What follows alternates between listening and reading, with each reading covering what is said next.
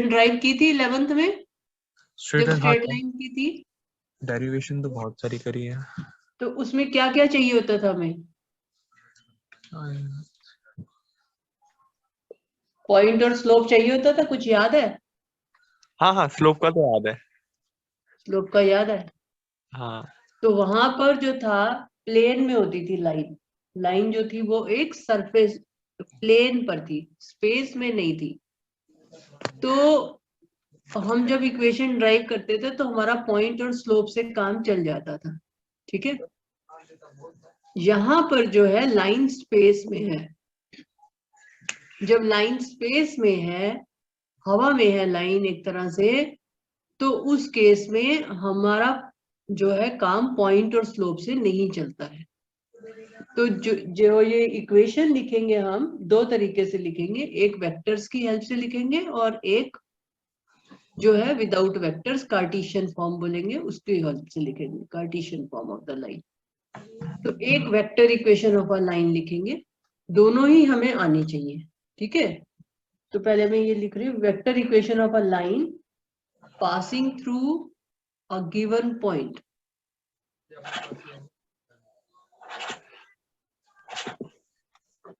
with position vector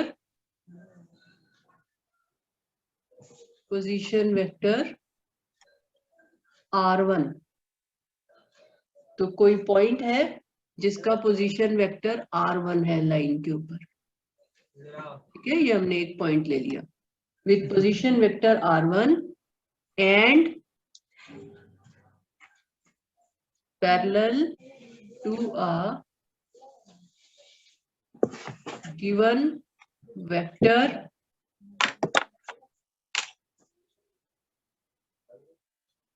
parallel to a given vector m is vector equation of a line passing through. इसको तुम्हें याद करना है formula को। Vector equation of a line passing through a given point with position vector r1 and parallel to a given vector m। मतलब line जो है वो किसी m वेक्टर के पैरेलल है। ठीक है, और r1 से a पॉइंट से पास कर रही है जिसका की पोजीशन वेक्टर r1 है। तो उसकी जो इक्वेशन है, vector equation of a line क्या होती है, is r equal to r1 plus lambda m। तो जब भी तुम्हें एक पॉइंट दे का पोजीशन वेक्टर पता होगा लाइन पर, और तुम्हें एक वेक्टर पता होगा जिसके की लाइन पैरेलल है, तो उसकी इक्वेशन लिखने के लिए r equal to r1 plus lambda m। 3D की फर्स्ट एक्सरसाइज हमने कर ली थी, तुम्हें याद होगा, फिर भी दोबारा रिवाइज कर लेना, कुछ डाउट होगा तो मुझे बता देना। लास्ट ये समझ में आ रहा है बेटा? Yes ma'am. तो ये vector equation of a line है, तो इसको एज फॉर्मूला तुम लर्न करोगे। अब ये कैसे हमारे पास आया, बहुत सिंपल कॉन्सेप्ट है इसका। प्रूफ की अगर हम बात करें, प्रूफ पेपर में नहीं आते हैं, पर फिर भी तुम्हें थोड़ा सा समझना चाहिए। मैंने यहाँ पर P कोई जनरल पॉइंट ले लिया इस लाइन पर, any point on the line, और P का मान लो पोजीशन वेक्टर R है। ठीक है, तो अगर P कोई जनरल पॉइंट है और उसका पोजीशन वेक्टर R है, तो ये जो AP वेक्टर है, क्योंकि लाइन जो है वो M के पैरेलल है, तो AP वेक्टर जो है वो पैरेलल होगा M वेक्टर के। ठीक है, AP वेक्टर पैरेलल होगा M वेक्टर के। हाँ यस मैम। तो अगर दो वेक्टर्स पैरेलल होते हैं तो उनके बीच में क्या रिलेशनशिप होता है, क्या बताया था मैंने?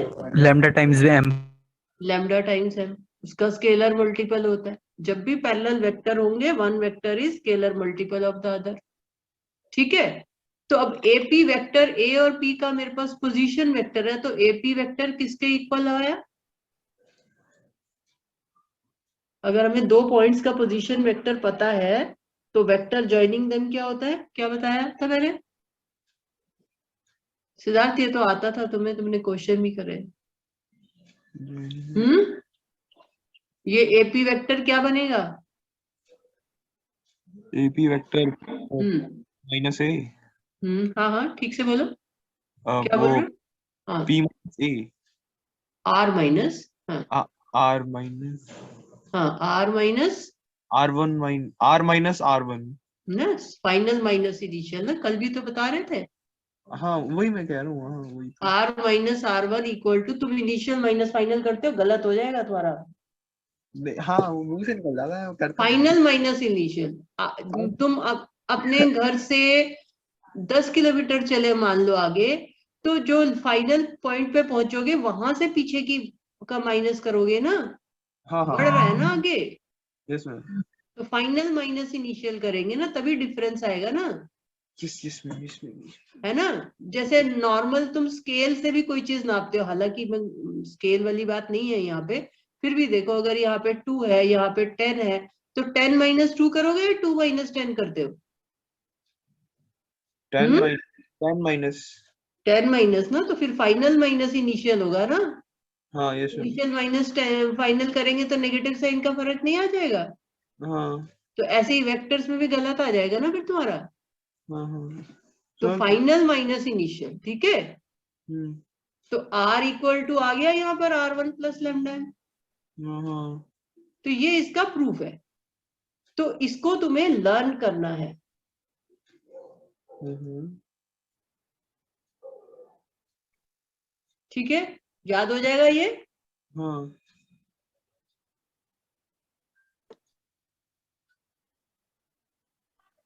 अच्छा, नेक्स्ट लिखो, vector equation of a line, vector equation of a line passing through origin। जैसे यहाँ पर तो पॉइंट ए था जिसका की पोजीशन वेक्टर R1 था, अगर पासिंग थ्रू ओरिजिन हो तो क्या बनेगी वो लाइन? जैसे ये बनी R equal to R1 plus lambda M, तो इसी तरह से ये क्या बनेगी? ओरिजिन का पोजीशन वेक्टर क्या होता है? 0। जीरो हाँ। Zero. Position vector of origin with respect to origin ही ले रहे हैं ना, हम्म, जो भी पोजीशन वेक्टर होते हैं विद रिस्पेक्ट टू ओरिजिन ही ले रहे होते हैं, तो पोजीशन वेक्टर ऑफ ओरिजिन क्या हो जाएगा? 0। तो R1 की जगह 0 आ जाएगा, तो R equal to 0 plus lambda. तो जब भी पासिंग थ्रू ओरिजिन दे रखा है तो R1 की जगह हमें 0 लेना, this implies R equal to lambda times है, ठीक है। Yes ma'am. तो ये भी याद रखना है। मैम R1 R का पोजीशन वेक्टर है ना? R1 A का position vector, okay A point लिया मैंने, R नहीं लिया। Okay ma'am. और R जो है पोजीशन वेक्टर है of a general point P।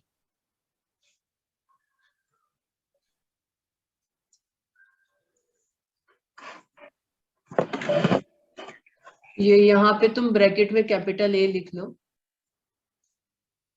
अगर कंफ्यूजन होता है तुम लोग को तो।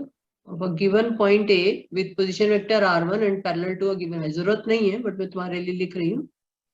तो इसको तुम्हें एक तो याद रखना है, दूसरा यहाँ पर ये दिमाग में रख लो कि let P be any general point on the line L। मैंने लिखा नहीं इतना ज्यादा क्योंकि प्रूफ वगैरह नहीं आते हैं हमें। Let P be any general point on the line with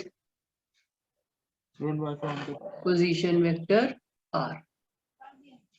तो इससे हमारे पास आता है AP पैरेलल टू M, ठीक है। तो ये इसका प्रूफ बन जाता है। तो उसके बाद ये हो गया। अब नेक्स्ट जो है कार्टेशियन फॉर्म।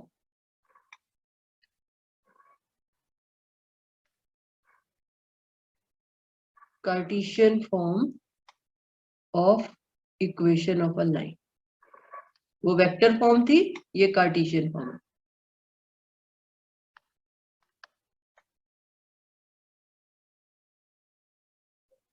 तो पहले तो ये लिख लो तुम्हें याद क्या करना है। the equation of a line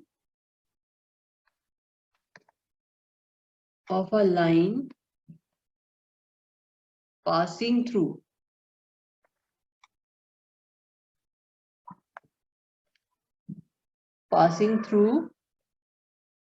a fixed point x1, y1, z1 and having direction ratios ABC is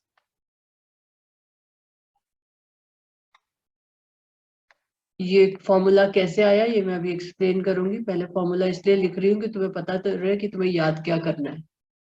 तो Cartesian form of equation of a line का मतलब है लाइन की इक्वेशन एक्स वाई जेड की टर्म्स में, ठीक है। तो equation of a line passing through a fixed point, जब अभी ऐसे कोऑर्डिनेट्स दे रखे होते हैं, and having direction ratios A B C is x minus x1 upon a equal to y minus y1 upon b equal to z minus z1 upon c। ठीक है, ये फॉर्मूला है जो तुम्हें याद करना है।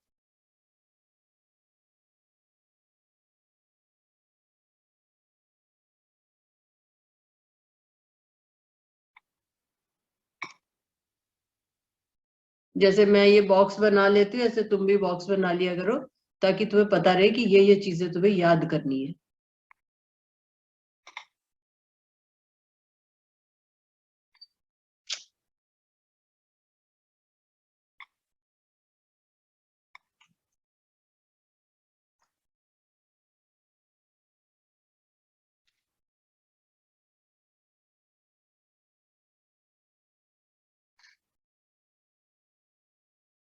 ठीक है,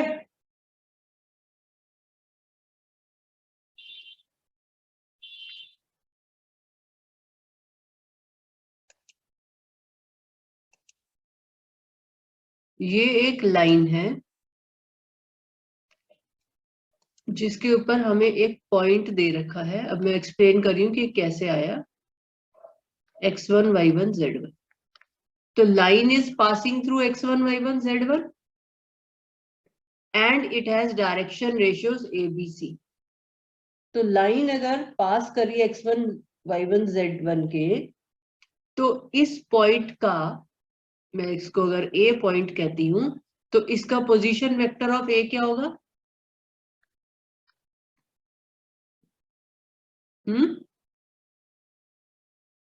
पोजीशन वेक्टर ऑफ ए क्या होगा? जब हमें पॉइंट दे रखा होता है तो उस पॉइंट का पोजीशन वेक्टर कैसे लिखते हैं? क्या बताया था मैंने?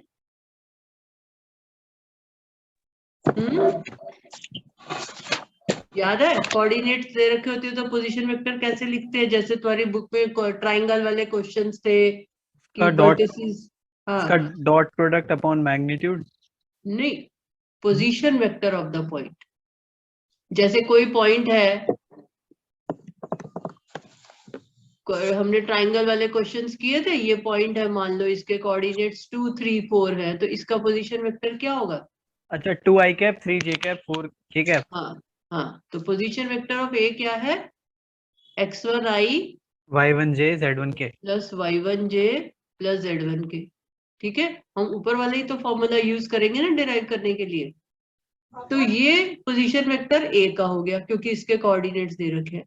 अब लाइन जो है उसकी डायरेक्शन रेशियोज एबीसी हैं। अगर लाइन की डायरेक्शन रेशियोज एबीसी हैं तो इसका मतलब लाइन जो है, line has direction ratios ABC implies line is parallel to AI। याद है कि अगर लाइन की डायरेक्शन रेशियोज एबीसी है तो line is parallel to AI plus BJ plus CK। ठीक है, जो लाइन है वो AI plus BJ plus CK के पैरेलल होगी ना। अगर लाइन की डायरेक्शन रेशियोज ABC हैं, अगर किसी वो तो आपके पास भी है अभी तो कुछ है। अगर लाइन जो है इसके पैरेलल है तो इसका मतलब ये इसकी डायरेक्शन रेशियोज हो जाती है ना, ABC डायरेक्शन रेशियोज हो जाती है ना लाइन की, यस मैम। है ना। तो लाइन जो है वो उसकी डायरेक्शन रेशियोज ABC है, तो इसका मतलब लाइन जो है वो AI plus BJ plus CK के पैरेलल है। तो यहां से हम ऊपर वाला रिजल्ट यूज कर लेते हैं, ये जो हमने डिराइव किया था R equal to R1 plus lambda M। तो ये जो वेक्टर है ये हमारा वेक्टर M का काम करेगा, और ये जो है ये R1 पोजीशन वेक्टर का काम करेगा। तो हमारे पास आ जाता है R equal to R1 plus lambda M। तो इसमें हम सब्स्टिट्यूट कर देंगे। R क्या है, एनी पॉइंट P। तो ये एनी पॉइंट P है, इसके कोऑर्डिनेट्स XYZ है।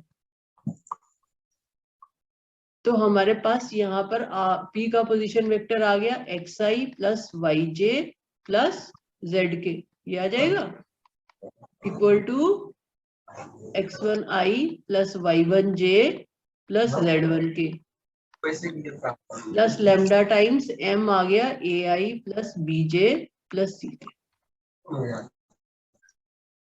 अब दोनों तरफ IJK के कोएफिशिएंट्स कंपेयर कर लो, तो क्या आएगा, x is equals to x1 plus lambda a, x equal to x1 plus lambda a, y equal to y1 plus lambda b, lambda b, and z equal to z1 plus lambda c। यही आ जाएगा।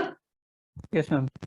तो यहाँ पर हमारे पास आ गया x minus x1 upon a equal to lambda, y minus y1 upon b equal to lambda, and z minus z1 upon c equal to lambda.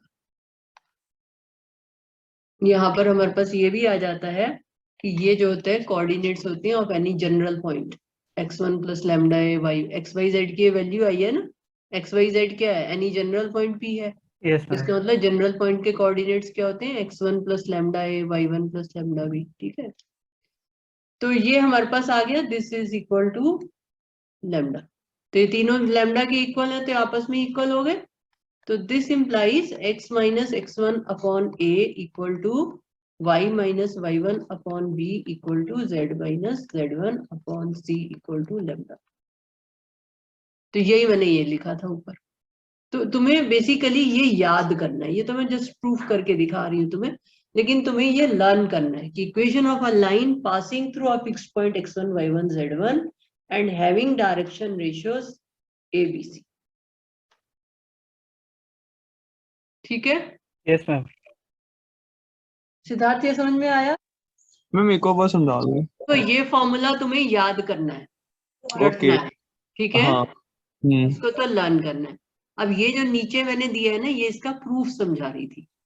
Proof paper में नहीं आते हैं, बट मैं फिर भी थोड़ा सा आइडिया दे रही थी कि हमारे पास ये प्रूफ जो है हम किसकी हेल्प से कर रहे हैं, जो हमने ऊपर ये फॉर्मूला लिखा R equal to R1 plus lambda. तो ये फॉर्मूला लिखने के लिए मुझे एक पॉइंट चाहिए और एक वेक्टर चाहिए जिसके लाइन पैरेलल हो। ठीक है, तो पॉइंट हमारे पास x1 y1 z1 था, तो मैंने उसका पोजीशन वेक्टर लिख लिया a का। ठीक है, जब भी कोऑर्डिनेट्स दे रखे होते हैं तो हम पोजीशन वेक्टर लिख लेते हैं ना। तो पोजीशन वेक्टर ऑफ a क्या बन जाएगा, x1i plus y1j plus z1k। और लाइन की डायरेक्शन रेशियोज है ABC, क्योंकि लाइन की डायरेक्शन रेशियोज हैं, तो लाइन जो है वो पैरेलल होगी AI plus BJ plus CK के। ठीक है, तो लाइन जो है वो इसके पैरेलल होगी। इसको हमने वेक्टर M ले लिया, इसको वेक्टर R1 ले लिया, और ये वाले फॉर्मूला में ऊपर वाले में पुट कर दिया। तो सब्स्टिट्यूट करने के बाद हमारे पास ये रिजल्ट आ गया। फिर दोनों तरफ IJK के कोएफिशिएंट्स कंपेयर कर लिए, यहाँ पर xi है, यहाँ पर x1 i है और यहाँ पर प्लस लैम्डा a है। तो अगर हम यहाँ पर कोएफिशिएंट्स कंबाइन करते हैं तो ये हमारे पास आ जाता है x1 plus lambda a i, ऐसे आ जाएगा ना। ये और ये टर्म को कंबाइन करेंगे तो ये आ जाएगा, हाँ समझ में आ हाँ रहा है। यस मैम यस मैम इसी तरह से y1 plus lambda b j आ जाएगा, और इसी तरह से z1 plus lambda c k आ जाएगा। बोल के देखो ऐसे ऐसे बात आप ठीक है, हाँ यस मैम तो ये IJK के कोएफिशिएंट कंपेयर करेंगे तो ये स्टेप आ जाएगा। और फिर उसके बाद हमने देखा कि ये तीनों चीजें लैम्डा के इक्वल हैं, इसलिए ये आपस में इक्वल। तो ये इसको तुम बस याद कर लो, दैट इज ऑल। ठीक है, यस मैम अब ये जो मैं तुम्हें समझा रही थी इसमें ये सारी चीजें जो मैं लिख रही हूँ, रिमार्क या ये भी याद रखना एक तरह से। The coordinates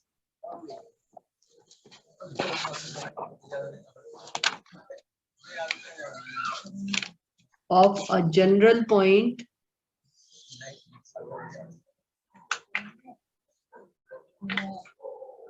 on the line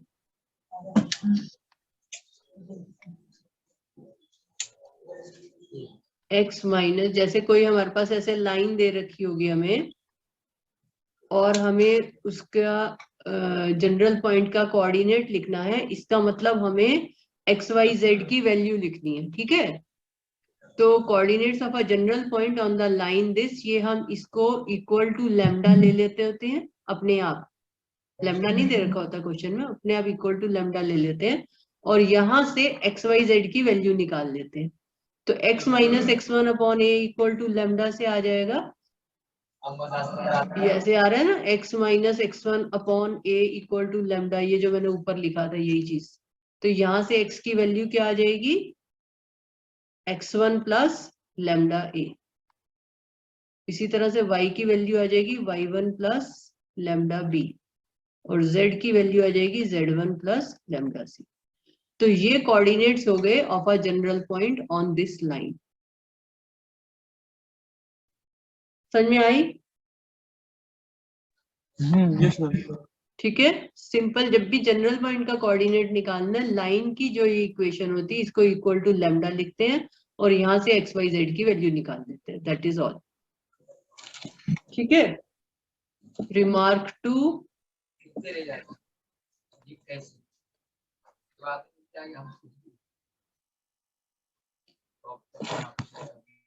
अगर कभी तुम्हें डायरेक्शन रेशियोज की जगह equation of a line passing through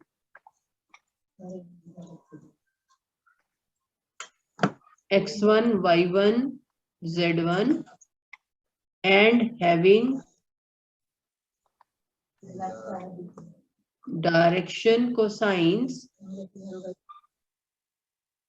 LMN, क्या होगी? क्या होगी equation of a line passing through a point and having direction cosines LMN? Yes, Flush?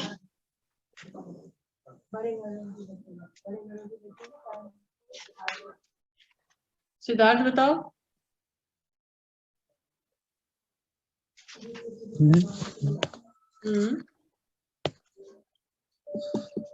Line की इक्वेशन क्या होगी बताओ? passing through x1, y1, z1 and having direction cosines LMN.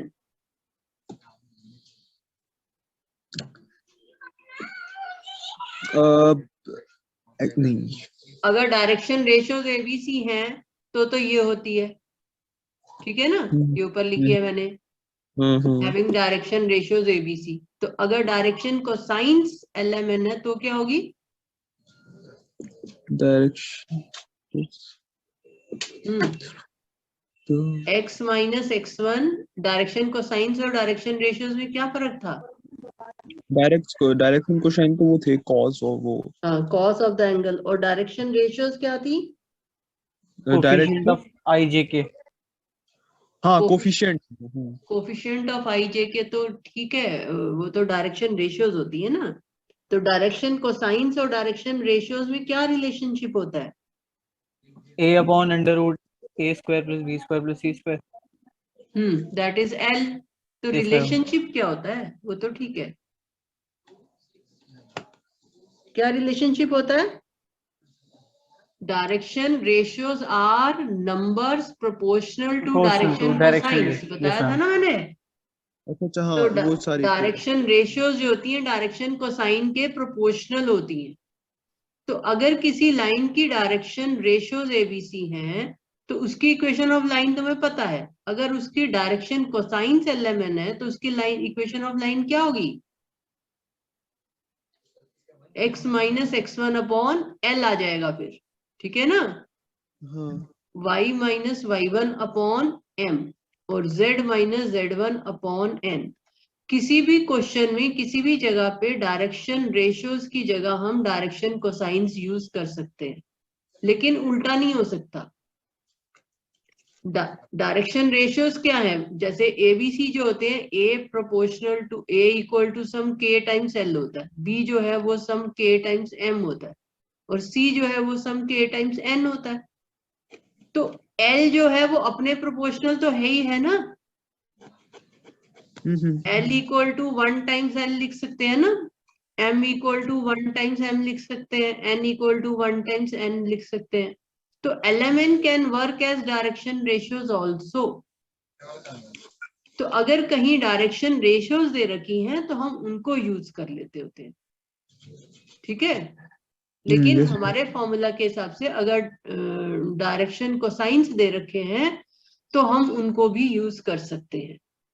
Direction ratios होंगी तो हमारे पास ये फॉर्मूला है ही है, पर अगर डायरेक्शन कोसाइंस तुम्हारे पास है तो तुम उनको यूज करके भी लिख सकते हो, ठीक है। ये बात समझ में आई? हाँ यस। ये हमेशा याद रखो कि direction cosines are stronger than direction ratios. तो इसलिए जहां पे भी डायरेक्शन रेशियोज है वहां पे डायरेक्शन कोसाइंस काम करते हैं, ठीक है। अच्छा, अब मैं तुमसे पूछूं, इक्वेशन ऑफ एक्स एक्सिस क्या होगी? y equal to 0। नहीं, वो तो तुम 2D में चले गए ना, अब 3D में आ जाओ। y इक्वल टू 0 तो ठीक है, और सिर्फ y इक्वल टू 0 होगा। क्या तुम्हें एक्स एक्सिस के ऊपर कोई पॉइंट पता है? कोऑर्डिनेट किसी पॉइंट के बता सकते हो एक्स एक्सिस पर? 0,0,1 1,0,0,0। ठीक है, 1,0,0,0 ठीक है सिद्धार्थ। हाँ हाँ ओके। एक्स एक्सिस पर कोई पॉइंट मैंने पूछा था, तुम कोई और पॉइंट बता सकते हो सिद्धार्थ एक्स एक्सिस पर जो लाई करता हो? 4,0,0,0। हाँ, और सबसे इंपॉर्टेंट पॉइंट कौन सा होता है एक्स एक्सिस पर? सबसे इम्पोर्टेंट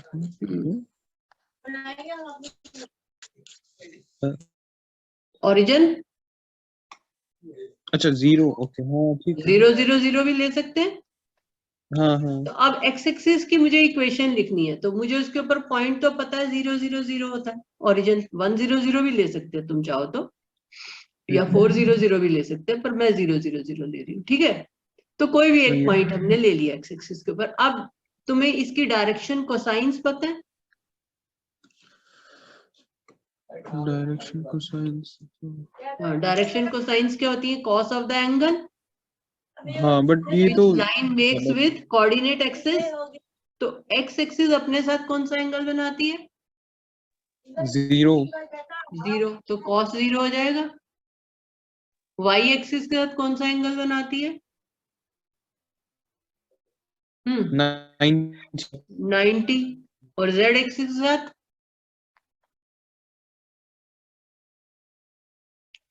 जेड एक्सिस के साथ।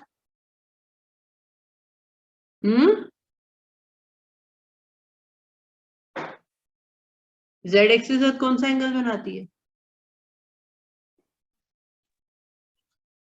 लास्ट तुम बोलो। Hello hello. हाँ, हाँ ओके। हाँ क्या मैम, क्या कुछ बोल रहे थे आप? जेड एक्सिस के साथ कौन सा एंगल बनाएगी एक्स एक्सिस? वो 90। 90। ठीक है ना। एक्स हाँ axis, y axis, z axis आपस में परपेंडिकुलर होती हैं। कॉस जीरो कितना होता है? cos 0 तो वो 90 मतलब वैल्यू। वैल्यू 1। हाँ, कॉस 90। हाँ अच्छा cos 90 0। तो 100 हो गई हाँ डायरेक्शन कोसाइंस एक्स एक्सिस की। तो इक्वेशन ऑफ एक्स एक्सिस अब लिख सकते हैं, हमें इसकी डायरेक्शन कोसाइंस पता चल गई और एक पॉइंट पता चल गया। तो ये जो मैंने ऊपर फॉर्मूला लिखा है, इसको यूज करके इक्वेशन ऑफ एक्स एक्सिस क्या आएगी?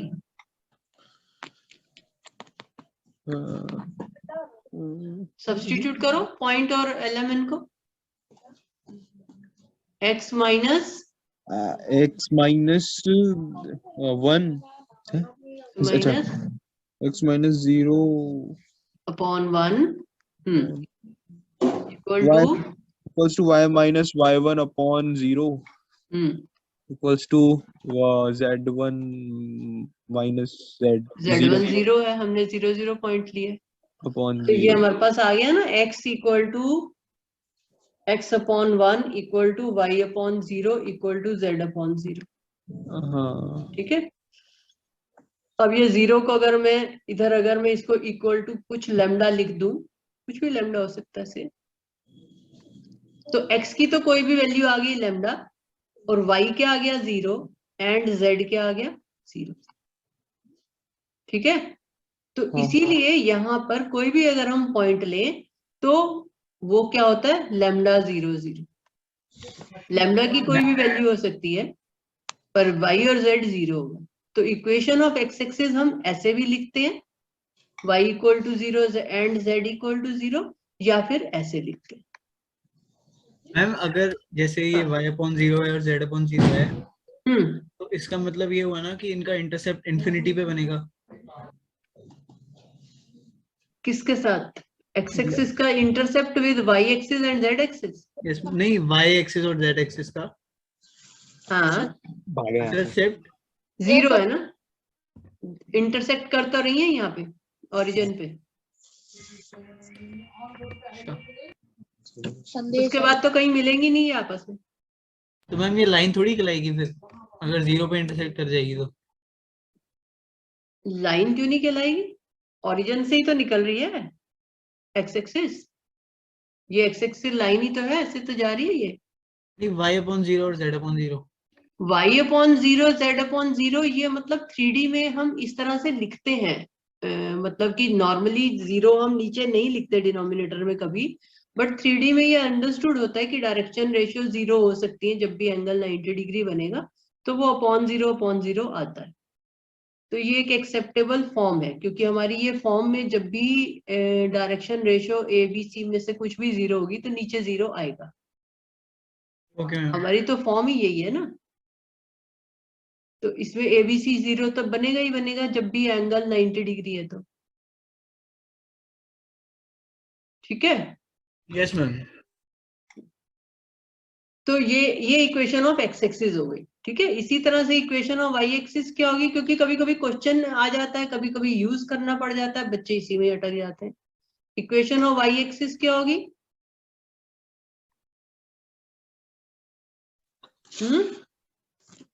इक्वेशन ऑफ वाई एक्सिस क्या होगी?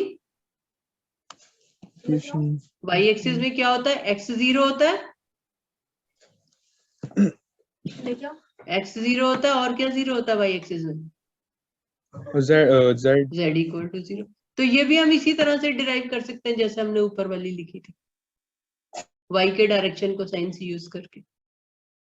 ठीक है। इसी फॉर्म में लिखते हैं। अगर इस फॉर्म में लिखेंगे तो क्या आएगा हमारे पास? x upon 0 y upon 1 equal to z upon 0, ये बन जाएगा।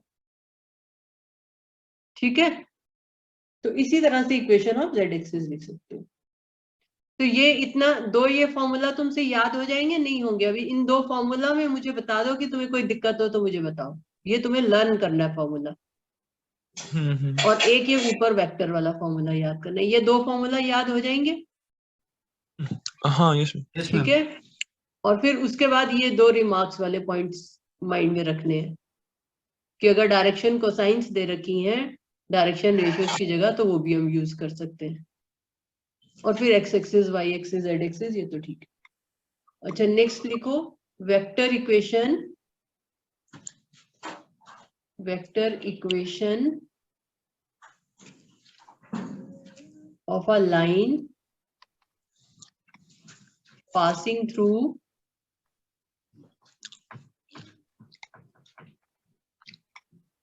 two points. Vector equation of a line passing through 2 points x1, y1, z1 and x2, y2, z2 is. अब ये मैं तुम्हें इक्वेशन ऑफ अ लाइन का फॉर्मूला दे रही हूं, जैसे वहां पर तुमने 2 पॉइंट फॉर्म पढ़ी थी ना 2D में, याद है? 2D में 2 पॉइंट फॉर्म पढ़ी थी। हेलो, कोऑर्डिनेट ज्योमेट्री में 2 पॉइंट फॉर्म पढ़ी थी। Yes ma'am. तो इसी तरह से 3D में भी अगर हमारे पास 2 पॉइंट्स दे रखे हैं जिनके कोऑर्डिनेट्स x1, y1 और z1, x2, y2, z2, ये 2 पॉइंट्स दे रखे हैं और ये कोई लाइन है L, तो equation of a line passing through 2 points x1, y1, z1 and x2, y2, z2 क्या होगी?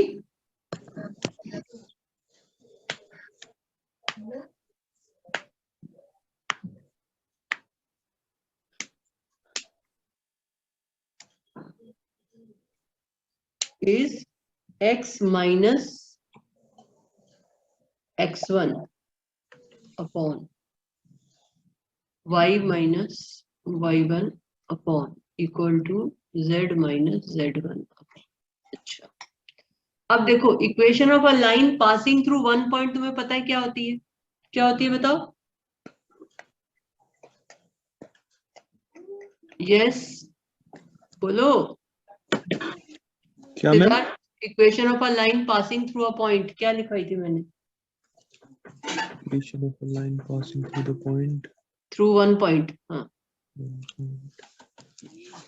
क्या लिखवाई थी ऊपर?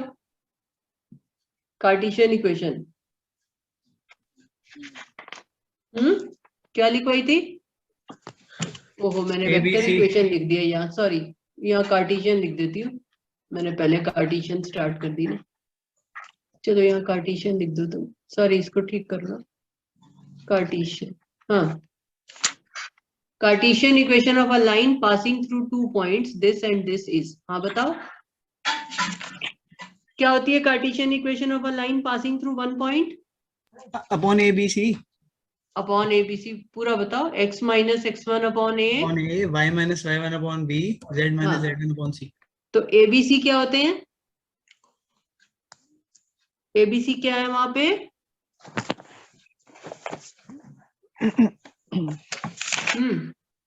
एबीसी क्या है वहां Siddharth? Direction ratio. Direction ratios of the line, ठीक है। तो अब ये मुझे बताओ direction ratios of the line है एबीसी, तो ये मुझे बताओ ये यहाँ पर हम ए बी वेक्टर लिख सकते हैं? नहीं, ये डायरेक्शन रेशियोज भी शायद मैंने बताया होगा तुम्हें। अच्छा चलो, ए बी वेक्टर हम यहाँ पे लिख सकते हैं। अगर ए और बी 2 पॉइंट्स हैं तो ए बी वेक्टर क्या होगा?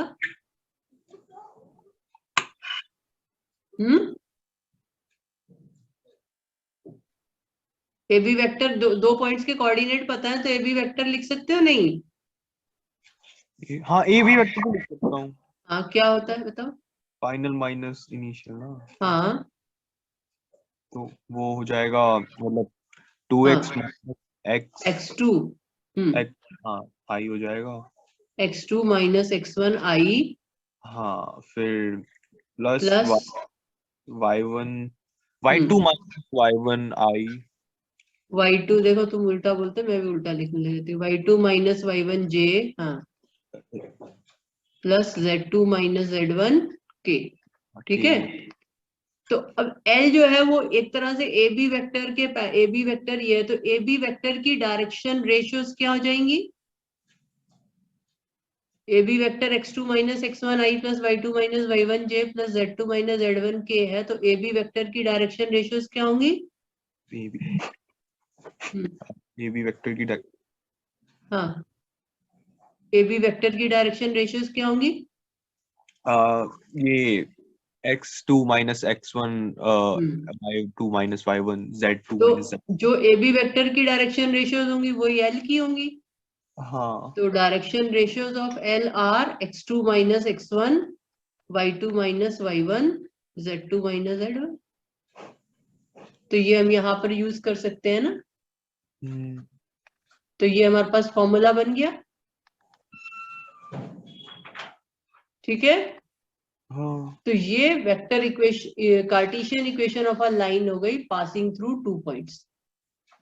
तो जब भी 2 पॉइंट्स दे रखे होंगे तो इसको यूज करके हम इक्वेशन ऑफ द लाइन लिख सकते हैं। ठीक है, समझ में आ गई? हाँ हाँ कार्टेशियन इक्वेशन का ये फॉर्मूला हो गया। हाँ अब लिखो वेक्टर इक्वेशन, हाँ vector equation of a line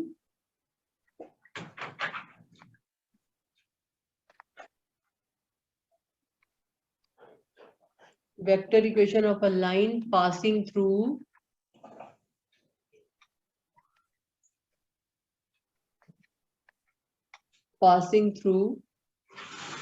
two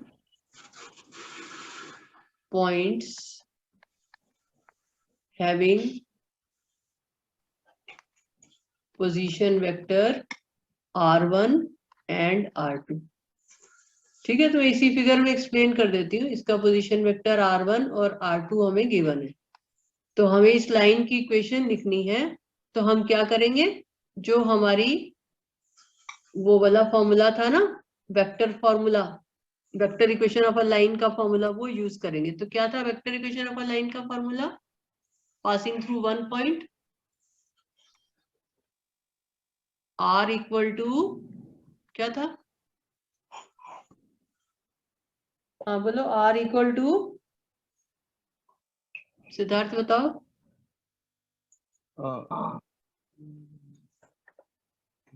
जो सबसे ऊपर ऊपर फॉर्मूला दिया है, फर्स्ट फॉर्मूला। अच्छा ये r1 हाँ r1 प्लस ये क्या लिखा है r1 प्लस लैम्डा, अच्छा लेमडा है, अच्छा r1 plus lambda r lambda r है, लैम्डा r है, क्या लिखा है r equal to r1 plus lambda क्या है? तुम कॉपी भी ठीक नहीं करोगे, ये क्या लिखा हुआ है? r1 प्लस लेमडा, अच्छा m, ओ मैम सॉरी वो ना मैंने ना ऊपर का m को उस एरो से जोड़ दिया था, तो ठीक है r equal to r1 plus lambda m। m vector, हाँ तो m वेक्टर क्या है? जिसके लाइन पैरेलल थी, वो हाँ वेक्टर है ना, जिसके की लाइन पैरेलल थी। तो ये जो लाइन है, ये L जो है ए बी वेक्टर के पैरेलल होगी। अच्छा अच्छा और ए बी वेक्टर क्या है? m2 माइनस, ए बी वेक्टर क्या है हमारे पास यहाँ पर? r2 vector minus r1 vector. r2 minus, तो हमने ये ले लिया कि L जो है ए बी वेक्टर के पैरेलल है, which is r2 minus r1। तो वो m की जगह हम ये वाला ए बी वेक्टर यूज कर सकते हैं। ठीक है, तो ये हमारा फॉर्मूला बन गया, ये याद करना।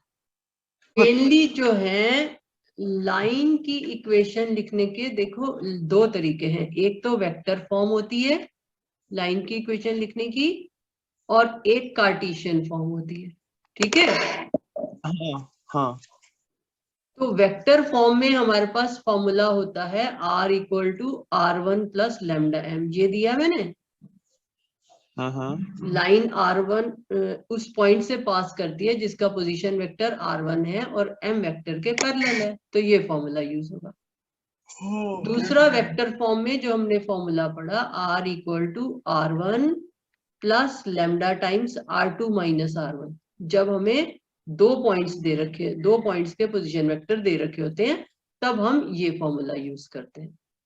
जब एक पॉइंट का दे रखा होता है तो ऊपर वाला फॉर्मूला यूज करते हैं, ठीक है, हाँ। समझ में आया। और कार्टेशियन फॉर्म में क्या फॉर्मूला होता है, x minus x1 upon a, जब हमें कोऑर्डिनेट्स दे रखे होते हैं और डायरेक्शन रेशियोज दे रखी होती है तो हम ये फॉर्मूला यूज करते हैं। और अगर हमें लाइन पासिंग थ्रू 2 पॉइंट्स दे रखी होती है तो हम ये फॉर्मूला यूज करते हैं। तो ये मोटा मोटा याद हो सकता है, नहीं बोलो।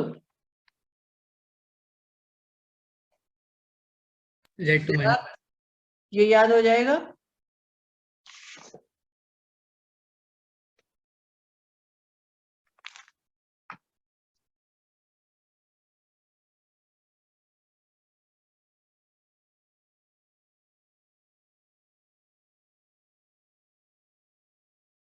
समझ आ गया ये?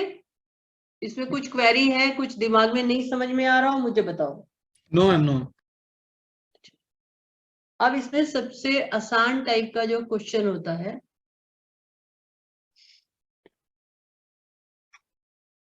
राइट,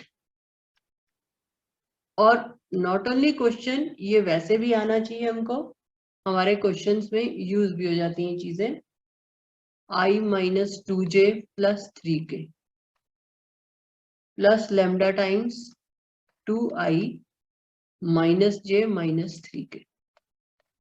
मान लो तुम्हें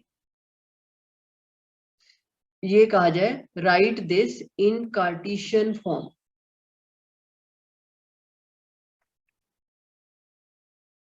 ठीक है। अगर इसको कार्टेशियन फॉर्म में लिखने को आ जाए तो हम कार्टेशियन फॉर्म में कैसे लिखेंगे, हमें क्या चाहिए कार्टेशियन फॉर्म में लिखने के लिए, एक पॉइंट चाहिए जिससे लाइन पास करे और एबीसी चाहिए, डायरेक्शन रेशियोज, ठीक है, ये चाहिए और पॉइंट चाहिए। तो पॉइंट कहां से आएगा, इससे, और एबीसी कहां से आएंगे, जिसके वो पैरेलल है लाइन। तो इसका मतलब line is passing through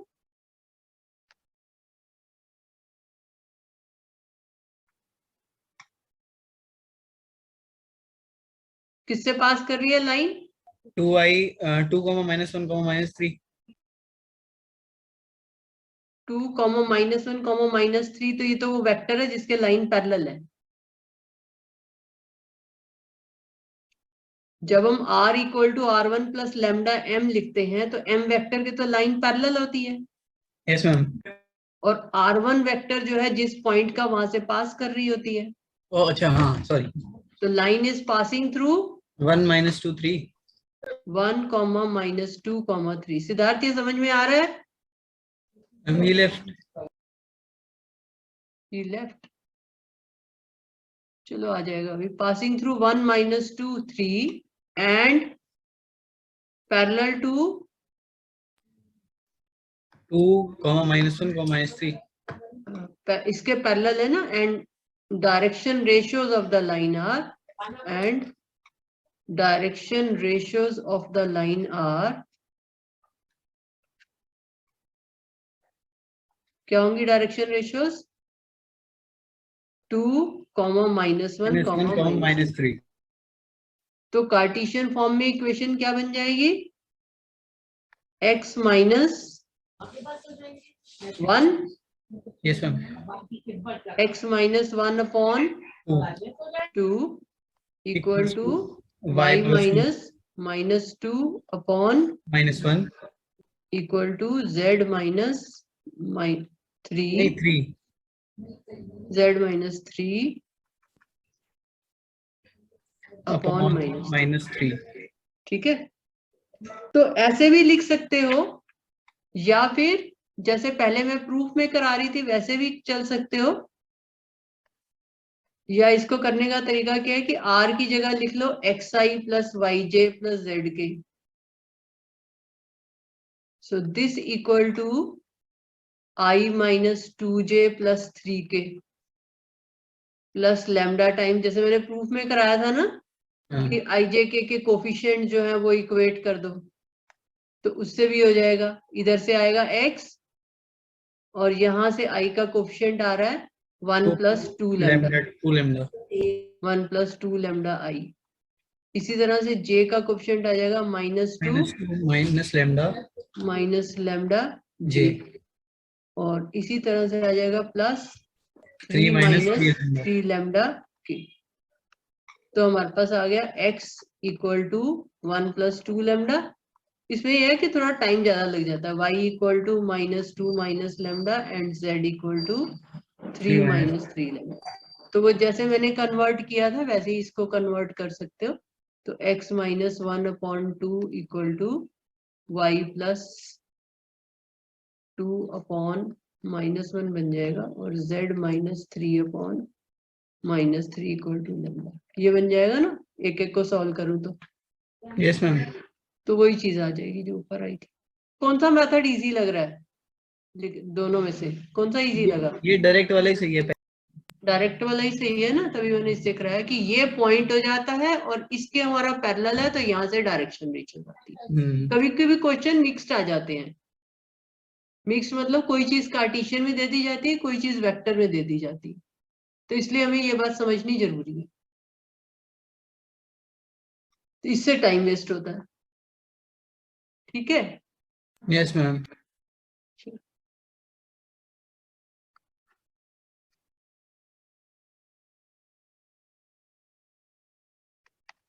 right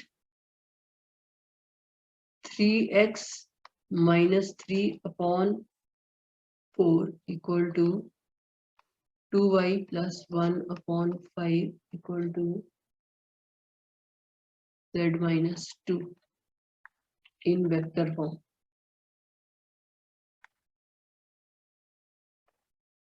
अब इसको वेक्टर फॉर्म में लिखना है, तो जब भी ऐसे वेक्टर फॉर्म में लिखना हो तो हम क्या करते हैं कि हम इसको पहले स्टैंडर्ड फॉर्म में लिख लेते होते हैं। स्टैंडर्ड फॉर्म मतलब कि x y z का कोफिशिएंट 1 होना चाहिए। तो x y z का कोफिशिएंट 1 बनाने के लिए, x का कोफिशिएंट 1 बनाने के लिए हम क्या करेंगे, जो फर्स्ट वाला रेशियो दे रखी है इसको ऊपर नीचे 3 से, 3 है ना यहाँ पर, इस 3 को हटाना है मुझे, तो ऊपर नीचे 3 से डिवाइड कर देंगे, तो ये आ जाएगा x माइनस 1 अपॉन 4/3। इसी तरह से इसको किससे डिवाइड करेंगे, 2 से, तो ये बन जाएगा y प्लस 1/2 हाँ अपॉन 5/2, और इसी तरह से ये हो गया, ये तो 1 ही है यहाँ पर कोफिशिएंट, तो z माइनस 2 अपॉन 1। ठीक है, यस मैम। तो इसका मतलब क्या हुआ, हमें इसको वेक्टर फॉर्म में लिखना है। इसका मतलब लाइन इज पासिंग थ्रू 4/3, 5/2, ना वो तो डायरेक्शन रेशियो है। सॉरी -1, 1/2, -2, -1 नहीं 1 -1, कॉमा -1/2। देखो ना, जब x1 y1 z1 से पास कर रही थी तो x माइनस x1 होता था, y माइनस y1 होता था, है ना। हाँ यस मैम।